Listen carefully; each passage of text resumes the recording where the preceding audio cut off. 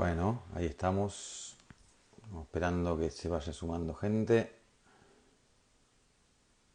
Hoy vamos a estar hablando con Martín Cruz de Las Raras Podcast. ¿Se me escucha bien ahí?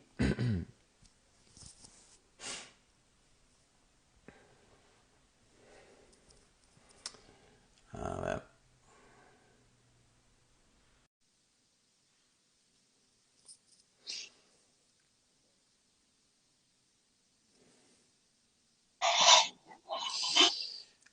¿Cómo andás, Martín? Esperá que vamos a fijar el comentario acá. ¿Qué tal, Ahí está, Tomás? ¿cómo andás? ¿Todo bien? Bien. ¿Tú me escuchas bien? Perfecto. Mirá que yo me acomodo el micrófono acá. Qué buen set metiste. Acá estamos. Estamos en Impresionante. este ¿Eso qué lugar. es? En este lugar. Ah, Esto, sí, es una península que se llama Tongoy. Es un pueblo como a 400 kilómetros al norte de Chile, de Santiago, digo. Y llegamos hoy día en la mañana. Así que es como la primera gran escapada de la ciudad. ¿son vacaciones? No, simplemente trasladar el lugar de trabajo. Así Ah, que, bueno. bueno, podemos mirar el mar desde acá. Eso Sí. ya hace la diferencia. ¿Y a qué altura está de Chile eso? Eh, Son 400 kilómetros hacia el norte de Santiago, Ahí lo va. más cercano es La Serena, y La Ah, Serena está el Valle del Elqui también, que es como un referente turístico, cultural importante, y hay un paso a Argentina terrestre por ahí, se llama Aguas Negras, y no me acuerdo exactamente a y dónde llegas. San Juan o Mendoza, ¿no? Por ahí. No, Más mucho más arriba. al norte, sí, porque Santiago es lo que está como a la altura de Mendoza, entonces esto debe ser, yo creo, como San Juan o algo San así. Juan puede ser, ahí va. Bien, perfecto. No, yo anduve este año, pero todo para Santiago para abajo. Hasta Ah, sí, pasando Puerto Montt, fui a, sí, hasta ¿a Chiloé. dónde? Chiloé fue lo más bajo que llegué. Bonito, No, hermoso, bonito. Sí, hermosísimo. Sí, sí. sí. Queda muy en la antigüedad ese viaje que hicimos, porque ahora las vacaciones serán otra cosa, pero bueno. Bueno, Todo bienvenido a cambió. este ciclo de con auriculares que estamos haciendo acá en el Instagram de Anfibia Podcast y que luego será un podcast, esta entrevista. Y utilizamos esta instancia de vivo para que la gente consulte, converse y nos haga preguntas. En especial, hoy voy a hablar con Martín Cruz, que aquí estoy conversando sobre turismo hace unos minutos, que es el ingeniero de sonido o diseñador de sonido. Tú me dirás bien de Las Raras Podcast. Para mí, Las Raras Podcast es uno de los podcasts en español, latinoamericanos, que mejor trabaja el sonido. Por eso me parece muy interesante esta conversación. Y vamos a hablar específicamente de paisajes sonoros.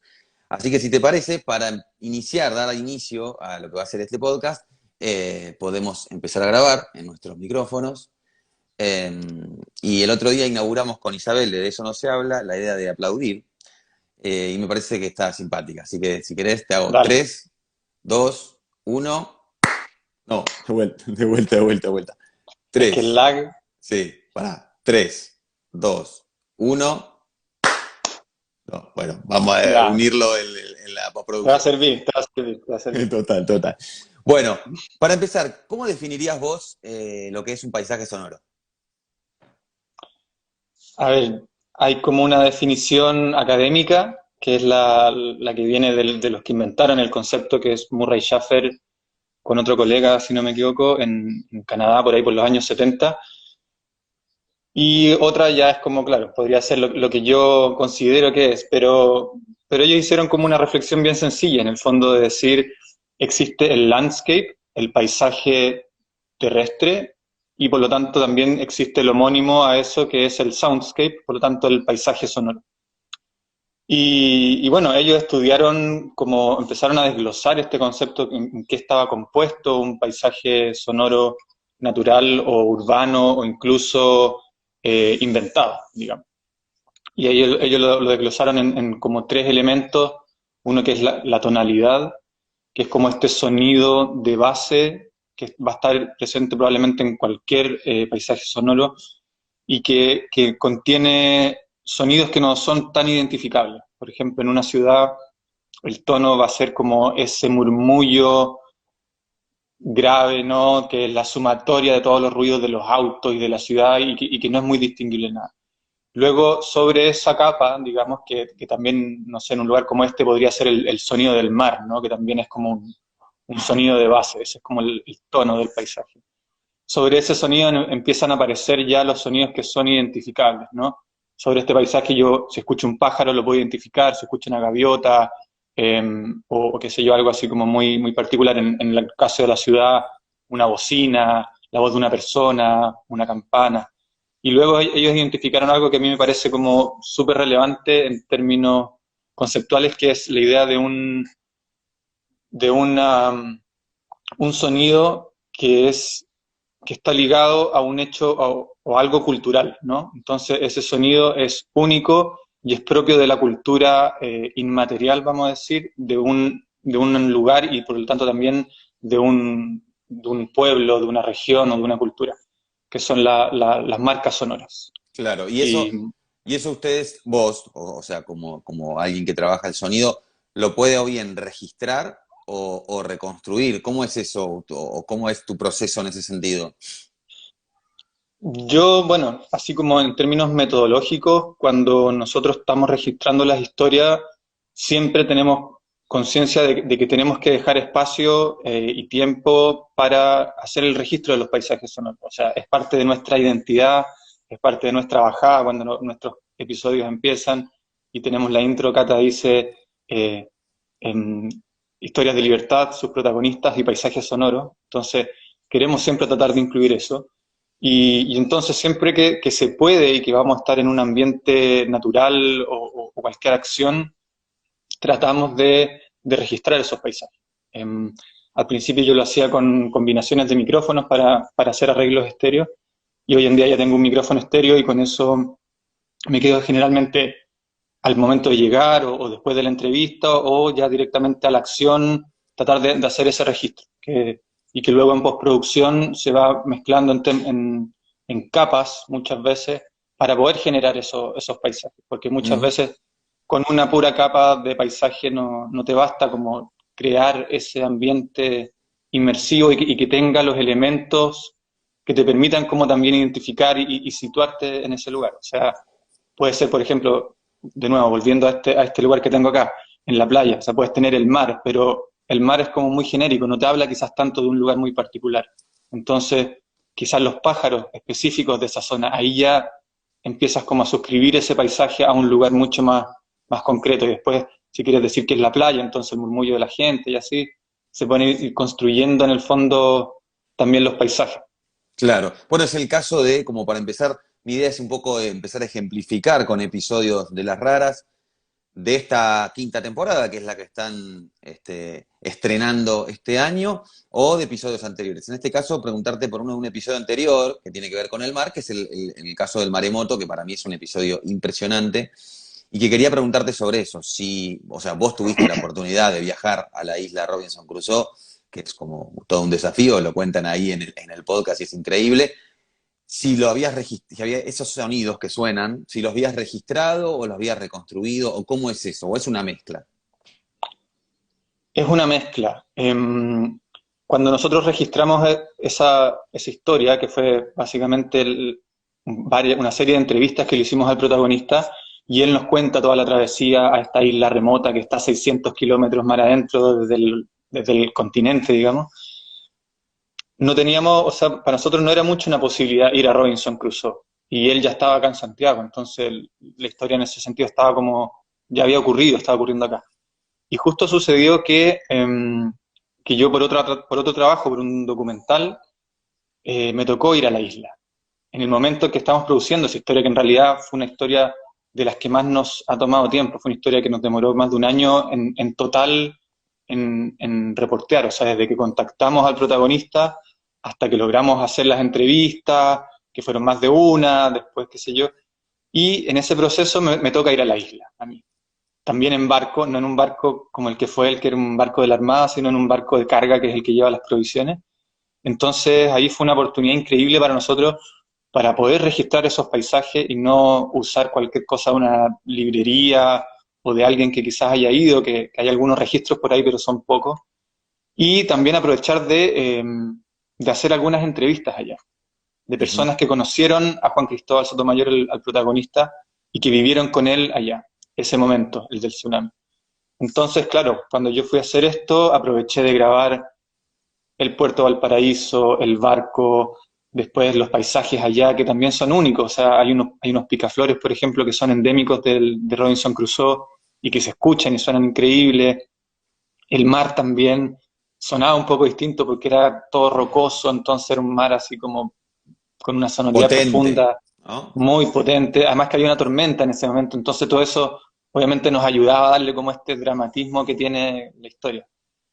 Pero también hubo recreaciones en eso. De hecho, en la introducción del episodio, que él cuenta, ¿no? Abrimos con la escena en que él cuenta el momento en que se despierta a las 3 o 4 de la mañana y la cabaña crujía y él pone los pies en el piso y estaba todo mojado. Entonces, claro, eso no es una acción que nosotros pudimos registrar y por lo tanto la única posibilidad si la queríamos ilustrar era recrearla. Entonces, eso, claro, es un diseño de sonido más clásico, podríamos decir, con uso de librerías y sonidos que yo pude grabar y sumatoria de capas de ambiente y no sé, como algo mucho más sintético, podríamos decir, que los paisajes mismos, que son algo mucho más crudo que el registro literal del ambiente, ¿no?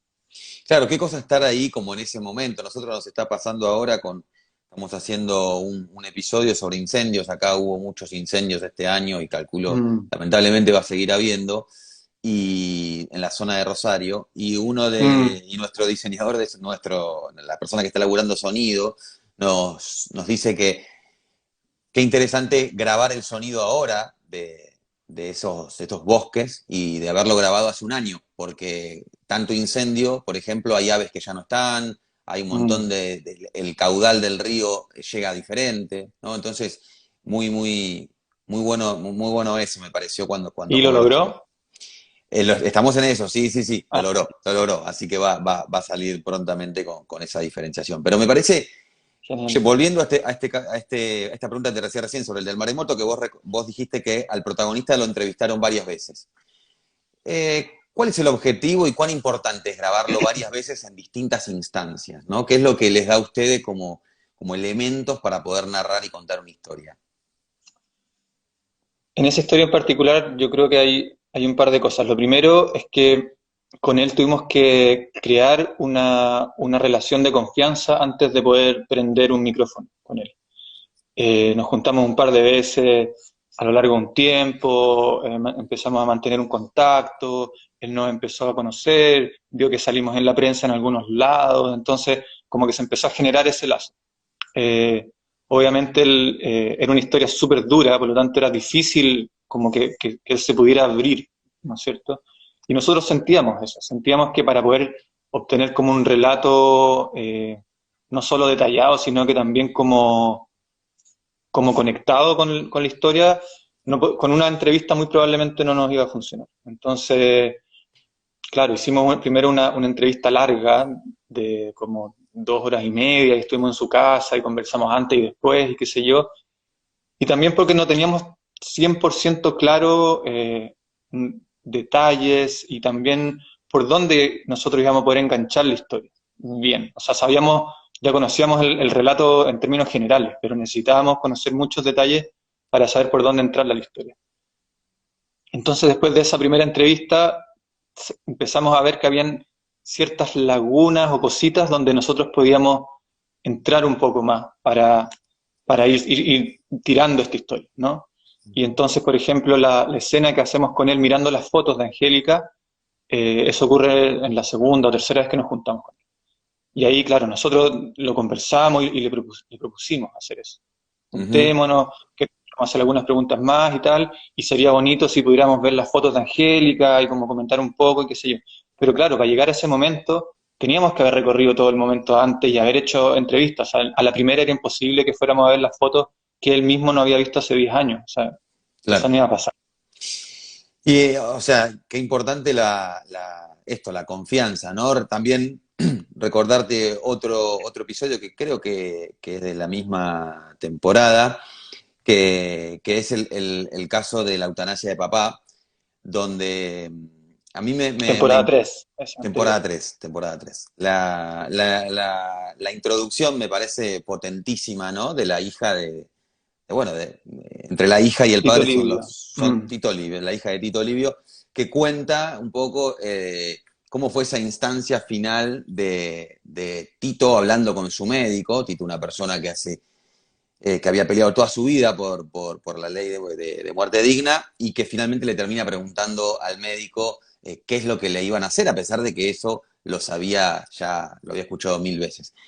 Esa narración, ¿ustedes es parte de la entrevista o la vuelven a regrabar después? Le dicen a la entrevistada, le dicen, ¿podríamos grabar de vuelta esta parte que nos parece que está muy, muy bien o que no salió bien?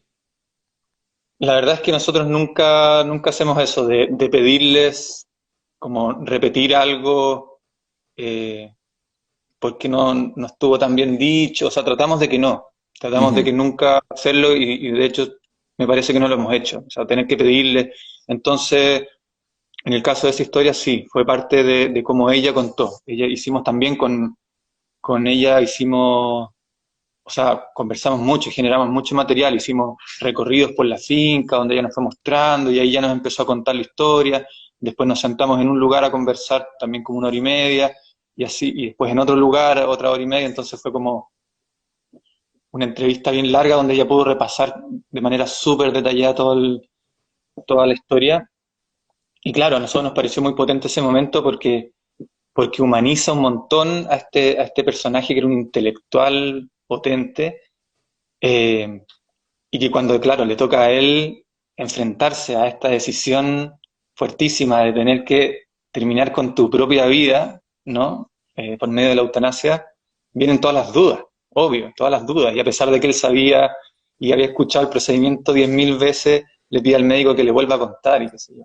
Entonces, como que, claro, nosotros sentíamos que entrar con eso, aparte de alguna forma decirte de qué va a ir la historia, hacia dónde va a ir esta historia, eh, te humaniza al personaje y te permite rápidamente como establecer un vínculo.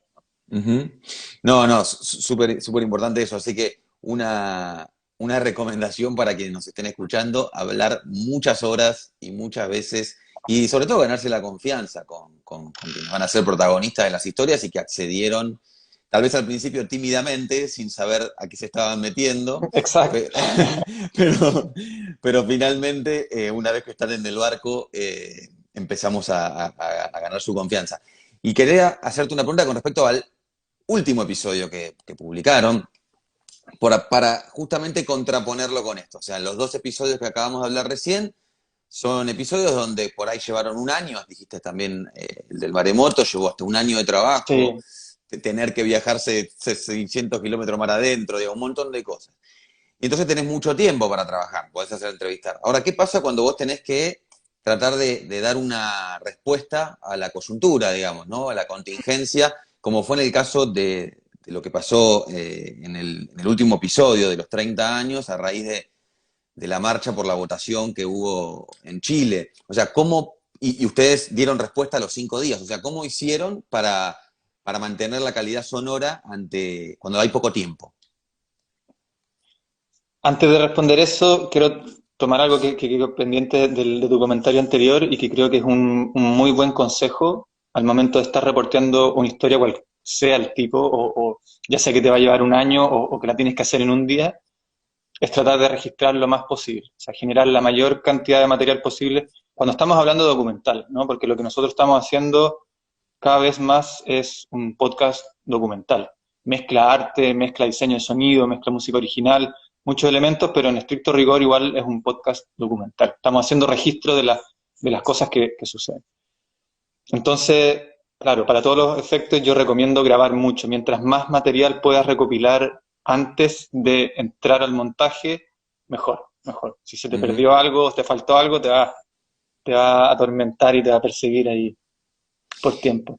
En El el otro día caso de... decía Isabel que a tal punto es eso que ella para empezar un podcast había dejado una grabadora en la ventana de su casa para grabar lo que pasaba en la calle, como eso, ¿no? Como grabar, que por ahí el 95% no se usa, pero en ese 5% está la respuesta, ¿no?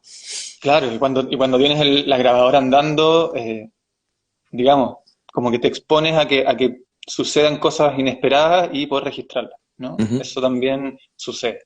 En el caso de todas las historias, claro, del estallido social que empezó en Chile en octubre del año pasado y que ahora, claro, cumplió un año con el plebiscito, a nosotros se nos planteó como un desafío precisamente por esa manera de trabajar, que nosotros nunca de alguna forma hemos trabajado sobre la noticia, sobre la contingencia, no somos un podcast noticioso, ¿no?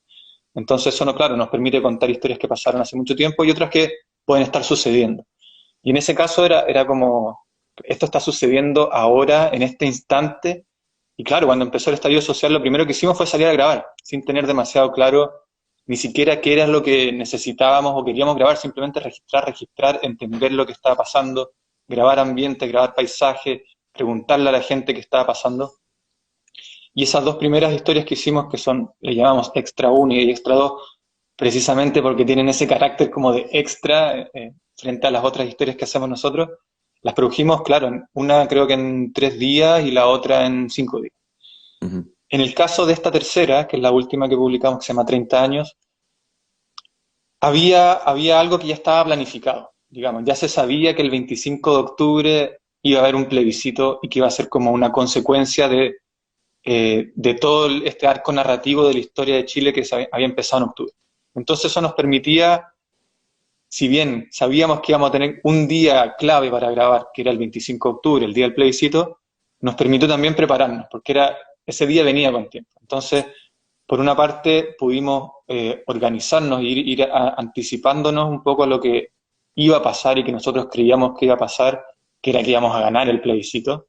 Entonces, en ese caso hicimos, por ejemplo, una vez que empezamos a pensar la historia, articularla, a ver cómo íbamos a usar ese día de acción, que probablemente no iba a dar para solo con la acción sostener un episodio completo, eh, empezamos a darle como todo el concepto del episodio y ahí nos dimos cuenta en realidad que íbamos a necesitar, para contar la historia que queríamos contar, una entrevista a este periodista, ¿no? Que es como experto en el tema de violencia política después de la dictadura, en todo el proceso de transición a la democracia.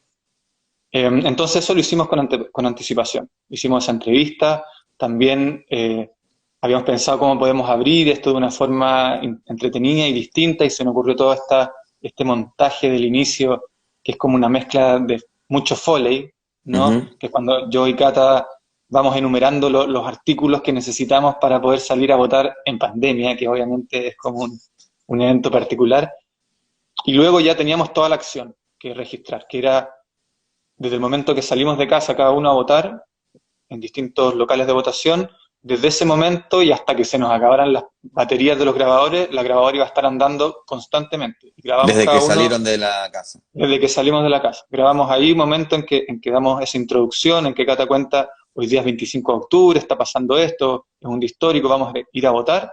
Y de ahí nos separamos y cada uno se va con su lavalier, yo arriba de la bici, Cata caminando y grabando constantemente, sin parar. Y entre medio mandándonos mensajes, un par de llamadas, a veces contando un poco qué es lo que íbamos viendo, qué sé yo. ¿Y quién Pero escucha también, todo eso después? es que sobre todo en un caso como ese, porque claro, terminó el día, llegué a descargar material a las 12 de la noche y el otro día a las 8 de la mañana ya estaba con el Pro Tools abierto, empezando a montar, a editar eso. Ya sabíamos cada uno qué momentos habían estado buenos Ujú. y entonces, claro, no fue necesario revisar las 3 horas, sino que como ya, la descripción de lo que está pasando al principio la dije yo bien, después tal momento estuvo bueno cuando lo dijiste tú, ya lo sabíamos, el momento del conteo de votos ya lo teníamos, entonces como que claro, ahí íbamos a buscar eso, pero por eso digo, para una historia, por ejemplo, como esa, en que es la contingencia, es lo que está pasando ahí, que no es, hasta cierto punto siempre va a ser impredecible, mientras más puedas grabar, siempre mejor. Bien, buenísimo. Y ahí pregunta Nacho, volviendo un poquito a las historias anteriores, ¿cómo contactan a estos personajes? ¿Cómo consiguen las historias, básicamente? ¿Alguien se los comenta?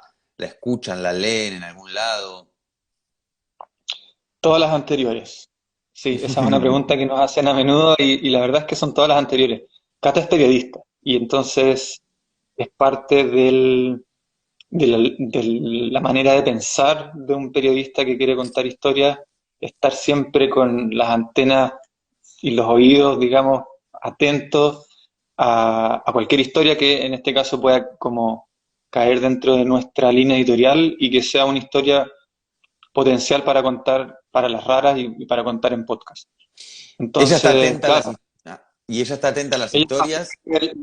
leyendo la prensa, mirando, no sé, blogs, foros, comentarios de amigos, de repente uno está, no sé, tomando una cerveza con alguien y alguien al vuelo cuenta una historia, qué sé yo, y nos han ofrecido historias. Por ejemplo, la historia de Tito Livio, la de la eutanasia, fue una historia que un día Andrés Nusser, nuestro músico, nos dijo, oye, tengo una historia que de repente les podría interesar. Tengo una amiga que es músico y que es colombiana y que su abuelo, bla, bla, bla. Y nosotros como, guau, está increíble la historia, pero en Colombia, uf, bueno, en fin, y la dejamos como ahí rebotando. Y de repente, claro, nos invitaron a una bienal de radio en Bogotá y dijimos, vamos, de todas maneras, ¿y por qué no aprovechamos de hacer una historia en Bogotá o en Colombia? Así que contactamos, le pedimos el contacto a Andrés de su amiga y a través de ella a la mamá y ahí lo mismo, empezar a echar a andar el vínculo de confianza y todo, y convencerlos de, claro, que nos dejen entrar no solo en su casa, sino como en su intimidad, en su vida. O sea, imagínate esa historia, lo íntima que puede llegar a ser. Entonces, son todas esas y el contacto lo que se necesite para poder llegar a esa persona, ¿no? Exactamente, o sea, tiene que ver mucho con la obsesión, ¿no? Obsesión por conseguir la historia y por conseguir los elementos sonoros también, ¿no? Y también yendo a otros episodios, como por ejemplo Cruces en el Desierto, ¿no? Donde un episodio galardonado hace muy poquito, premiado, y digo, ahí el valor documental de las llamadas al 911 son clave y son fundamental en la narrativa, digamos, ¿no? Haberlas conseguido. Sí, esa historia, la verdad es que para mí es una de las más increíbles que hemos contado y que fue una historia que también el, cuando nos preguntan cómo llegan a la historia, lo mismo que me preguntabas tú. Por ejemplo, ahí nosotros dijimos queremos contar una historia en la frontera entre México y Estados Unidos. En ese momento, cuando lo empezamos a producir, estaba como muy caliente todo ese tema, estaba el foco súper puesto allí, no sé si te acuerdas que era cuando estaban habiendo las detenciones a las familias, quitándole a los niños, a los padres, estaba como todo muy fuerte ahí. Y nosotros queríamos contar una historia. Entonces contactamos a Denis y dijimos, oye, hagamos una historia juntos, queremos contar una historia sobre la crisis humanitaria en la frontera, ¿qué se te ocurre? Le empezamos a dar vueltas, no queríamos hacer una historia que fuera solamente terrible, sino como darle un giro para contarla desde un punto de vista de, por ejemplo, las organizaciones que llevaban agua al desierto para los migrantes y qué sé yo. Y Denis encontró al artista, a Álvaro Enciso, que ponía las cruces, ¿no? Entonces ese era un punto de partida increíble para contar toda la historia, toda la crisis humanitaria de los migrantes que cruzan por el desierto hacia Estados Unidos.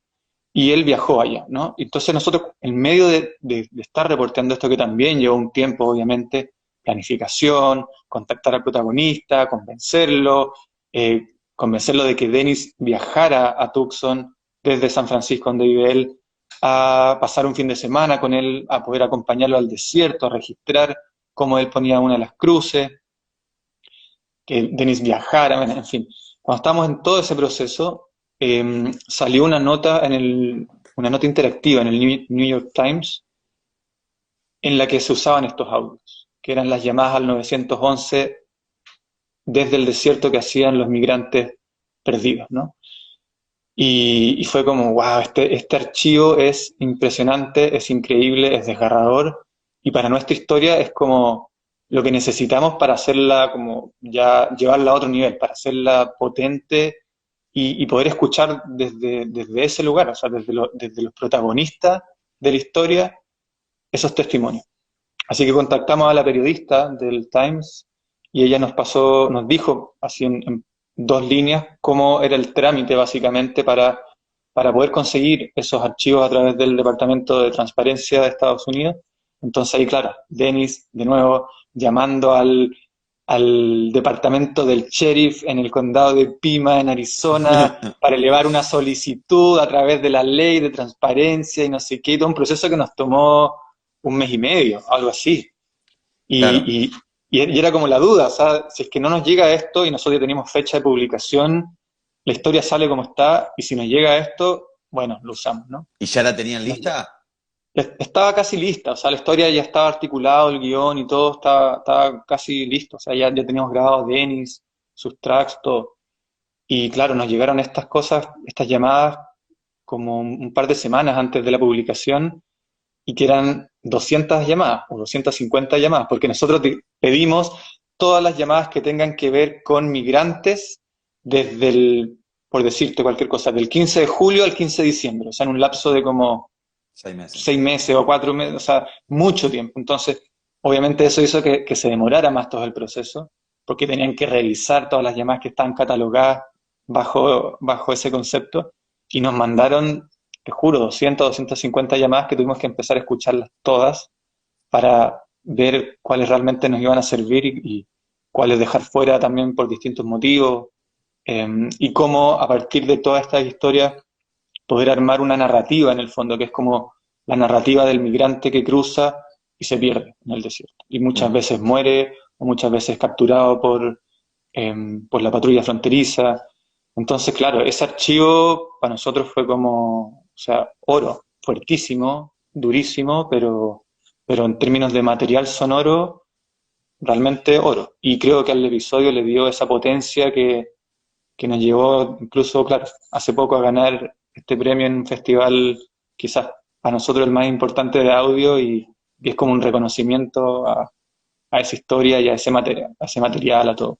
Claro, claro. Sí, no, o sea, la historia sin los audios ya era potente. O sea, una persona que va al desierto, que va a poner cruces, y que va a poner cruces en lugares, qué sé yo, botellas de agua, ya era como, ya me imagino vos escuchando, sabiendo que vas a tener eso y ya te emocionás. O sea, en el sentido de nivel sonoro es increíble. Y si encima después. Total, o sea, los paisajes de ahí también. Denis, me acuerdo, instructivos así, de cómo hacer Que por para favor grabámelo claro, bien. así, claro, como Denis, acuérdate que nosotros usamos paisajes sonoros, y aquí volvemos al tema de esta charla. Entonces, no solo la entrevista, no solo la acción, de repente deja que sigan caminando un rato y pon la grabadora, grabando en estéreo, qué sé yo, apoya una roca, déjala 10 minutos ahí, ándate a hacer otras cosas y después vuelve. O sea, como necesitamos eso.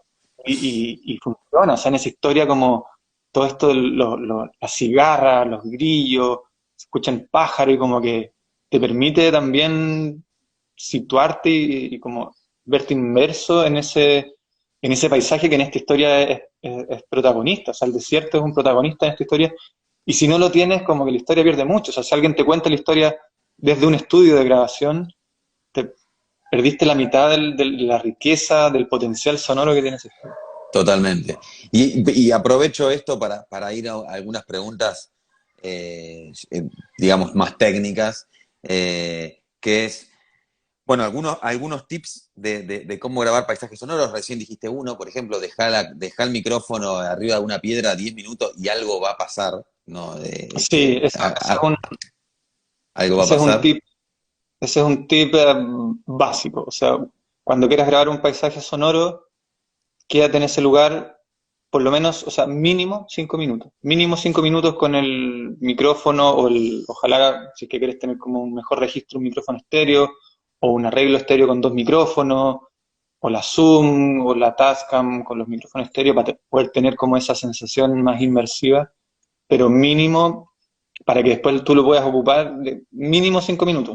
10 minutos, y de ahí para arriba ideal, por la ocasión. O sea, y a veces uno llega a un lugar y sobre todo con ese tipo de micrófonos que son igual direccionales, el paisaje suena de una manera en una dirección, pero en la dirección contraria suena distinto. Entonces, Ujú. de repente son, claro, 10 minutos para allá, 10 minutos para acá, después te mueves un poco más lejos y ya es otro paisaje, ojalá otros 10 minutos, 8 minutos, y así, porque después cuando te toque hacer el montaje, te van a servir eso, tener paisajes como que se desarrollan, ¿no? Porque si no, si tienes un minuto y en ese minuto cantó un pájaro y tú necesitas tenerlo en una escena de 3 minutos, las 3 veces que va a escuchar ese pájaro ya uno percibe el loop y se muere la magia, ¿no? Claro. Entonces necesitas tener eso, y es muy loco, y esto ya es como la parte mística que le puedo poner, pero te juro que mientras más uno empieza como a bajar el ritmo ahí y quedarse quieto y escuchar, empiezan a pasar cosas. Sobre todo, por ejemplo, si estás en un bosque y te quedas sentado tranquilo con el micrófono ahí. En el momento que tú te instalaste con los micrófonos y tal, los animales seguramente se fueron, ¿no? Ujú. Entonces te quedas ahí quieto y de repente al minuto 5 llega un animal, o llegan unos pájaros, o pasa una bandada, o sea, como que empiezan a pasar cosas y a veces, claro, uno como que empieza a entrar en esa dinámica y me quedo 15 minutos, 20 minutos pegado, obviamente, porque después no voy a usar los 20 minutos, pero empiezan a pasar cosas y eso es bonito y obviamente también es útil al momento de hacer la postproducción y montar eso. Y cuando lo haces vos, lo haces así monitoreando con auriculares. Pues la escena de vos sentado con auriculares solo en un lugar es increíble. Es muy. Sí, sí, todos los sonidistas que han hecho registro de paisajes sonoros han tenido esa esas- vivencia y todos caemos en ser como unos contemplativos pegados así que claro. realmente, claro, estás en la mitad de la nada con tus audífonos y el boom o lo que sea ahí, sin moverte así, ojalá sin respirar, porque eso se escucha. Entonces, claro, en la mitad de cualquier paisaje. Mm. ¿Sabés que me contás esto? ¿Ustedes leyeron Desierto Sonoro? Un libro de Valeria Sí, Luiselli. ¿Lo leyeron? sí, Porque yo lo leí y todo el tiempo pensaba en ustedes. O sea, una van pareja a de ser, documentólogos sonoros que están registrándolo sí, absolutamente todo. Eh, sí, total. Van a hacer un podcast, por ahí leí. claro, No ella, sé qué ella productor, sí, con tienen los ese. derechos. Van a hacer un podcast sobre ese libro, sí. Ah, mirá. Vale. La otra vez leí por ahí que una productora agarró los derechos para hacerlo. Y está muy bueno.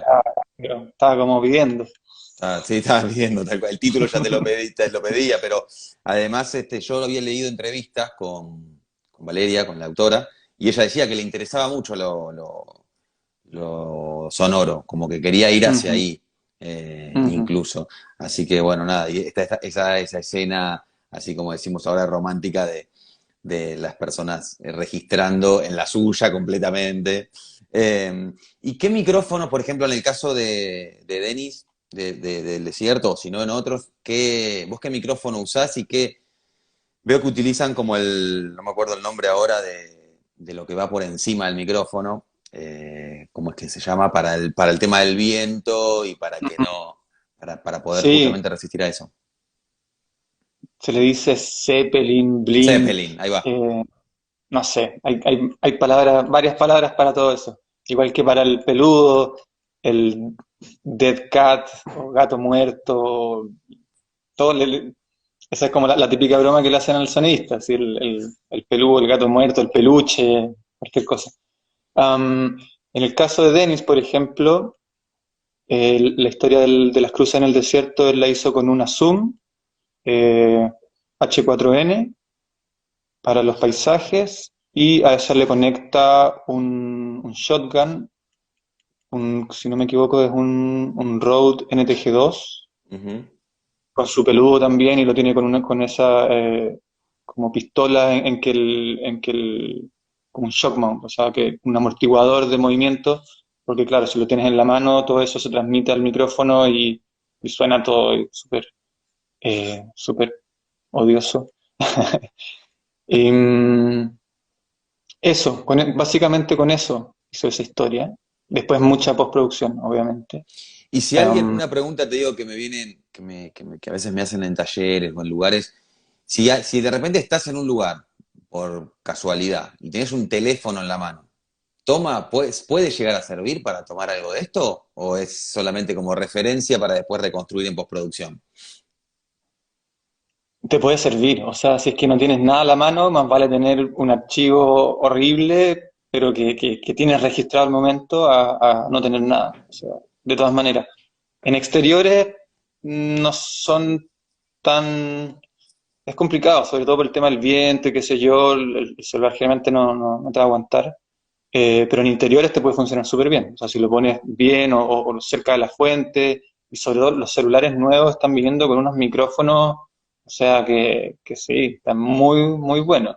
Los iPhone tienen un micrófono increíble, los Huawei, sí, hay unos que graban en estéreo, o sea, sorprendente, sí, sí. Ujú. De hecho, por ejemplo, nosotros que trabajamos en Adonde Media, cuando empezó todo el tema de la pandemia y que teníamos que seguir produciendo algunos shows, y que ya no podíamos mandar a nadie a un estudio de grabación, eh, sobre todo los entrevistados y gente que no tiene equipo, empezamos a grabar con los celulares. Entonces, claro, ideamos todo un sistema y un protocolo para poder hacerlo lo mejor posible, con la mejor aplicación, la mejor posicionamiento, el- tomando en cuenta todas las condiciones del lugar donde tienen que grabar, entonces que el espacio donde vayamos a grabar no tenga tanta reverb, desconectar obviamente todos los electrodomésticos, o sea, como hicimos una guía incluso, y algunos han funcionado súper bien, o sea, súper bien. ¿Sí? Bien. Entonces sí Bueno, funciona. y para ir cerrando, quería preguntarte por ecos de nuestro encierro. Recién hablaba justamente de las complejidades que nos trajo a quienes trabajamos con sonido la pandemia. Y quería preguntarte por este episodio en particular, que es como una especie de bonus también, ¿no? Mm, De la temporada anterior o de esta, no sé cómo lo consideran, está, pero es está entre medio, sí, entre está entre medio. medio, Y donde es el capítulo más experimental que han total. publicado, ¿no? ¿Qué tenían en la cabeza? Me acuerdo en el comentario con nosotros, con los anfibios, diciendo, bueno, ya está, acaban de declarar que están locos, o sea, subiendo esto. Genial.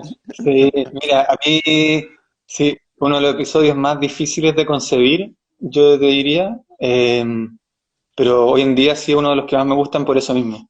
Am, claro, empezó la pandemia, quedamos encerrados igual que ustedes en nuestro departamento y era como, ¿y ahora qué hacemos? O sea, no podemos ni siquiera salir a la calle a grabar, o sea, sacar el micrófono por la ventana, pero eso ¿cómo generamos un relato?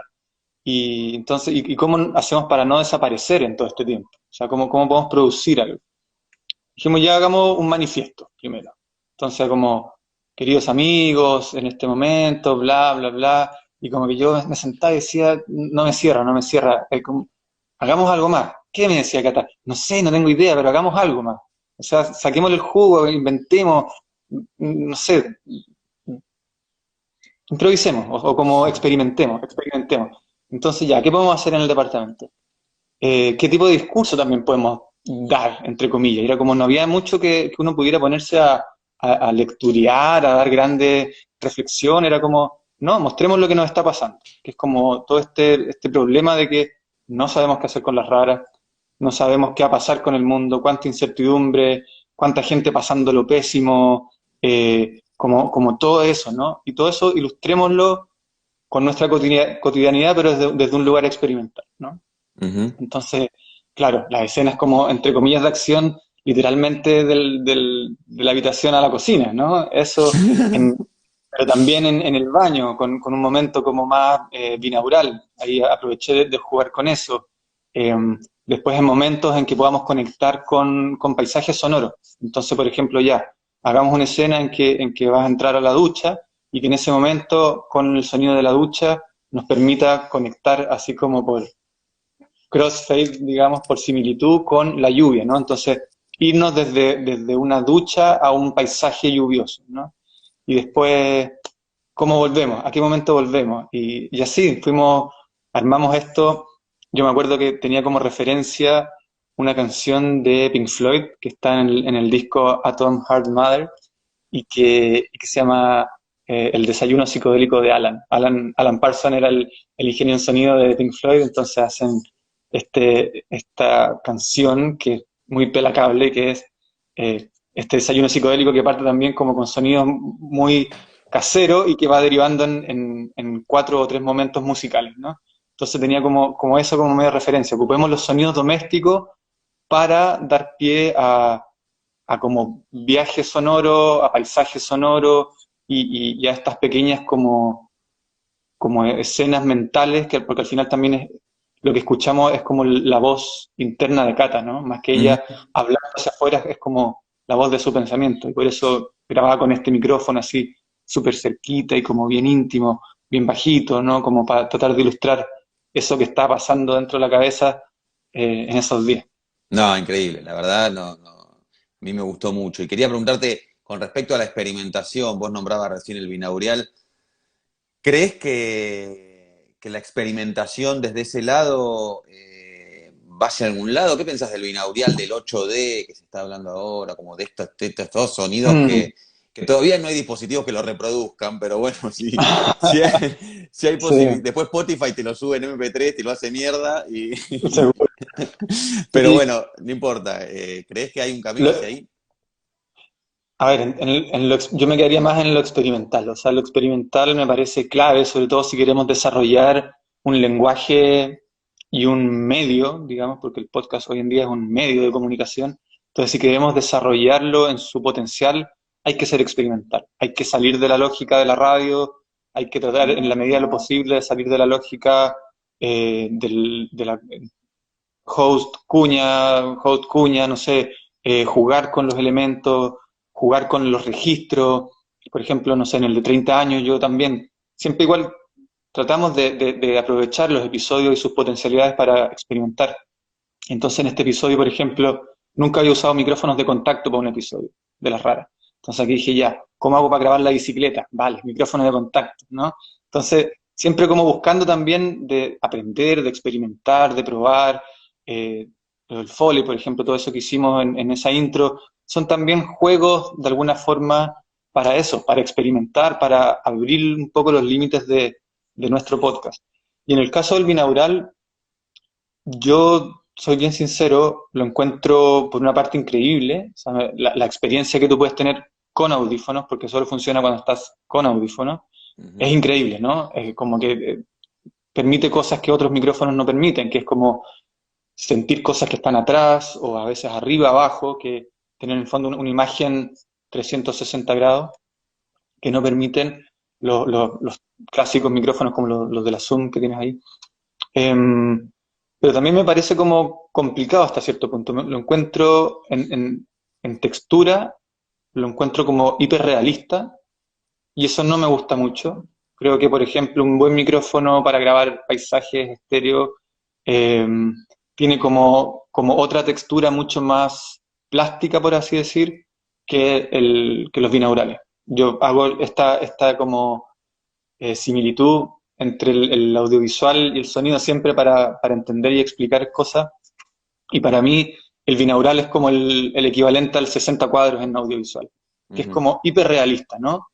Pero no necesariamente te tiene que gustar o te va a gustar. Por algo en cine se ocupa 24 cuadros, ¿no? Que es como esta textura con el motion blur que es todo más pastoso y más pictórico, ¿no? A mí me pasa un poco eso con los binaurales. Lo encuentro como muy hiperrealista y eso no siempre me funciona bien. Y pasa también, tiene un tema técnico, que es cuando tú lo pones en monitores o en parlante o lo que sea, se perdió la magia. Después de que Ujú. Spotify, como dices tú, que le revienta la calidad más todavía. Y, y entonces, y también en términos narrativos, me pasa que siento que tiene que estar como justificado su uso para que valga la pena o para que tenga sentido usar. Claro, Entonces, yo los que tengo, que son a todo esto súper mal, y también esa es una razón de por qué no los uso mucho, porque unos buenos binaurales son carísimos, que son estos dummy heads, que son como una sí, sí. cabeza, ¿cierto? Con todo así medido y los micrófonos increíbles, que no tengo y no me voy a comprar. Entonces, claro, me había comprado los micrófonos binaurales hace un año y medio, y te juro que no los había probado, pero nunca había sentido como el momento para usarlo. Y en ese episodio, en el de los ecos de nuestro encierro, hay un momento en que, claro, cuando Cata entra al baño como a ducharse y a lavarse los dientes, y ahí recién me hizo sentido usarlo, en ese pedacito que es cuando ella se lava los dientes, ¿no? Claro. Porque te iba a permitir escuchar un sonido que es literalmente en primera persona, ¿no? Que es como el sonido de tu boca y cómo eso se transmite por dentro, por tu hueso y llega a los oídos por dentro, entonces como que ahí dije, ya, aquí sí se justifica pausarlo, porque es una escucha o una imagen de primera persona, digamos. Claro. Entonces, para paisaje, por ejemplo, yo no los uso nunca. Claro, sí, es también como con algunos efectos. El otro día hablábamos con Isabel, de eso no se habla, de esto, ¿no? De los fuegos artificiales por fuegos artificiales, digamos. Eso no tiene ningún sentido. Y lo mismo que comentabas recién del sonido, también yo trabajé un año y pico, dos, que trabajé con realidad virtual, con una productora acá de realidad virtual, hicimos unos videos de realidad virtual. Y la principal pregunta siempre era esa, digo, ¿por qué la contás en realidad virtual esta historia? O sea, si Mm, si en una imagen plana lográs lo mismo. O sea, utilizar la realidad virtual, utilizar el 360 por lo menos, tiene que tener un sentido, tiene que estar pasando algo acá sí, atrás. Si acá total, va a ser esta total. imagen fija, ponelo en dos y ya está, digamos, en Sí, 180. Sí, totalmente, sí. Me pasa eso con el cine también, o sea, el cine 3D a mí, no sé si soy de otra generación, pero como que, no, yo prefiero ir a verlo en 2D, la misma película, y es como que, aparte que te hace bolsa el cerebro y los ojos, ¿no? Esos lentes, como que no es la experiencia que quiero tener. Pero me parece que va a reventar fuerte y que tiene mucho sentido los binaurales con los juegos con los videojuegos ah, como videojuego, claro. Sí, con total. casco así de realidad virtual y todo. Es Yo una creo locura. que ahí, o sea, con realidad virtual, con los audífonos, grabado en binaural, o sea, es como la Matrix, ¿no? O sea, te desconectas de este mundo y te imbuyes en otro donde es completamente envolvente. Yo creo que ahí tiene mucho sentido. Ahí yo creo que Re- sí tiene mucho sentido. sí, realidad virtual así, literal. Total. Bueno, a ver, vamos a pasar a repasar algunas preguntas como para ir terminando. Gran charla. Eh, Axolotl As te pregunta si un consejo, que es comunicadora y quiere empezar a estudiar documentación de sonido y arte sonoro. ¿Qué estudio le recomendarías? ¿Arte sonoro, musicología, ingeniería de sonido? ¿Por dónde le recomendás? Son todos válidos puntos de partida. El de la musicología me parece que es más específico de la música, la historia de la música, investigación musical y qué sé yo. Em, y entre arte sonoro o ingeniería en sonido, depende un poco para dónde vaya tu interés. O sea, si vas a hacer arte sonoro, te va a servir mucho saber de ingeniería en sonido, saber de micrófonos, saber de trabajar el audio, saber de cómo funciona el audio en niveles técnicos, porque si quieres hacer instalaciones de arte sonoro, si quieres hacer buenos registros para eso, o sea, necesitas igual manejar las herramientas. Claro, muchas otras cosas te van a quedar totalmente fuera de tono, o sea, aprender a armar sistemas de amplificación para conciertos no sé si va a aplicar tanto con el arte sonoro, capaz que sí, o quizás cómo diseñar espacios arquitectónicos acústicos, capaz que sea demasiado duro para eso. O sea, siempre va a servir el conocimiento, pero depende un poco hacia dónde quieres ir. La ingeniería en sonido Ujú. también tiene todas esas ramas, o sea, desde el sonido directo para audiovisual hasta la postproducción para audiovisual o diseños de espacios arquitectónicos como teatros, salas de ensayo, estudios de grabación, no sé, sistemas de amplificación, eso es todo otra rama de la ingeniería en sonido, entonces yo creo que lo importante primero es ver hacia dónde uno más o menos quiere ir y de ahí se va a hacer más evidente cuál es el estudio correspondiente. ¿Has notado personas que vengan de otros campos y que últimamente se estén viniendo o que estén haciendo cosas para podcast? Por ejemplo, yo ahora estoy trabajando con más gente del cine. Bueno, vos mismo trabajaste en cine, pero digo, Sí, ¿estás notando gente que viene desde otros campos y a tirar lo suyo a podcast? sí, sí, lo estoy notando y creo que se necesita un montón porque me parece que en principio los primeros en llegar fueron como los periodistas, los escritores y gente que en general no tiene mucho manejo del audio, ¿no? Y que es algo que yo siento que todavía a nuestra escena en español le falta mucho, o sea, el trabajo técnico, el trabajo de hacer buen registro, de hacer buenas mezclas, de hacer buen diseño.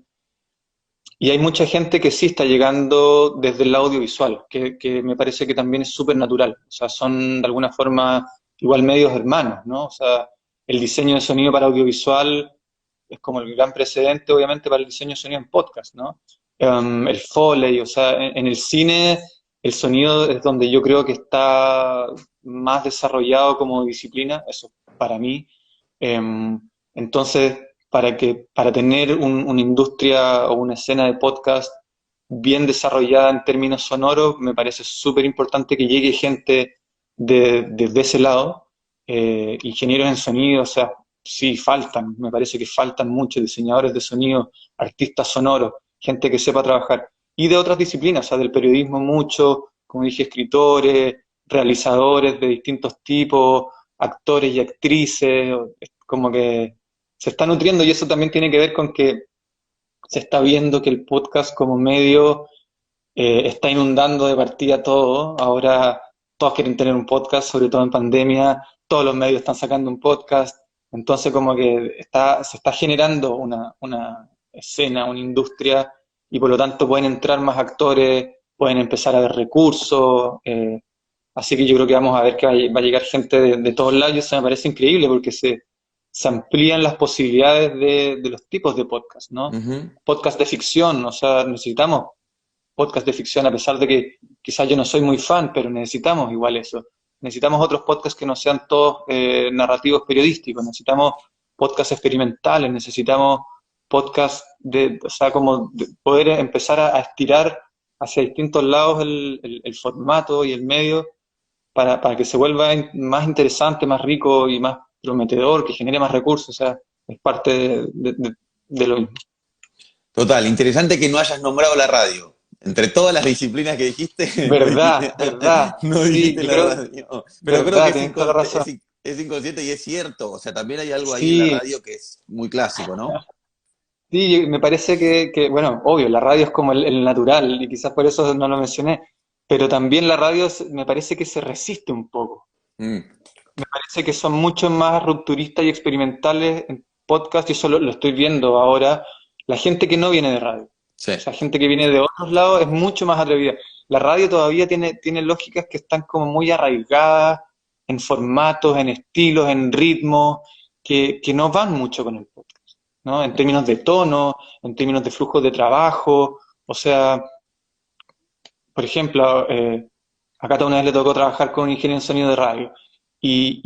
Claro, cuando ella le pedía una segunda corrección, él le decía, pero ¿cómo? Si esto ya lo corrigió una vez. O sea, Claro, ya le sí, hice una sí. pasada. O sea, esto ya tiene que salir al aire. ¿No? O sea, ¿cómo segunda vez revisar todo? Y era como, no solo es la segunda, vamos a hacer 10 vueltas, Sí. ¿no? Claro, o sea, esas lógicas y estructuras de la radio están tan arraigadas que me parece que cuesta un poco. Hay como una cierta resistencia, pero claro, también es un lugar en verdad lógico y que debiera llegar. O sea, Obvio. en Estados Unidos la escena del podcast surge y se potencia a través de las grandes cadenas de radio, de la radio pública. O sea, Ujú. es obvio que eso debiera suceder también acá. Total. Y yo, bueno, una última anécdota que también, hablando con alguien que viene desde el cine y que no había escuchado nunca un podcast, pero bueno, se empezó a meter, digamos, en unos meses se empezó a escuchar y empezamos a escribir un guión y demás. Y claro, se empezó a emocionar porque él me decía, en el cine, el que cuenta es la imagen. Y yo acompaño, creo climas, obviamente, genero tensiones y demás, pero el que cuenta es la imagen. Y acá la historia la estoy contando yo. Y era como, viste, una Empoderar claro, revitalización de su trabajo y bueno, ojalá que pase con muchas otras personas. total, sí, me parece que bueno ese punto y importante. O sea, hay montones de realizadores que, claro, que quedan un poco subyugados por la imagen y que el podcast es totalmente un medio para explotar todas esas capacidades y conocimientos y todo en sí mismo. O sea, Ujú. sí, hay un potencial ahí que Interesante lo está que bueno. dice Andy también, que Andy Fechi, que le mandamos un saludo. En cine, el sonidista siempre es el último en enterarse de todo. Que eso es algo también importante y que en el podcast, ojo, a veces en podcast también sucede, ¿eh? También sucede que uno arma todo el guión y después le tira al editor de sonido para que le ponga ruidito, ¿no? O sea, también sucede. O Claro, sea, claro. hay, la idea de trabajar en los guiones, ¿no? Eso lo hablamos un poco el otro día con Isabel, pero la idea de trabajar desde el guión, desde la idea cero, ya con diseñadora de sonido, es donde todos podemos contar juntos una historia. Sí, es que ese también es como un cambio de paradigma un poco, porque claro, hacer un guión y que todavía se nota mucho, yo lo siento en varios podcasts, sobre todo cuando lo escuchas las narraciones que tú dices, esta narración y esta, la elección de las palabras, la elección de las frases y todo, esto estaba pensado para escrito, ¿no? No Claro, estaba sí, sí. pensado no está pensado desde la oralidad, ¿no? Es muy distinto hablar que escribir. O sea, algo que te hace mucho sentido en el texto, después tú lo lees y dices, yo jamás diría esto. No lo diría así, es como muy no natural.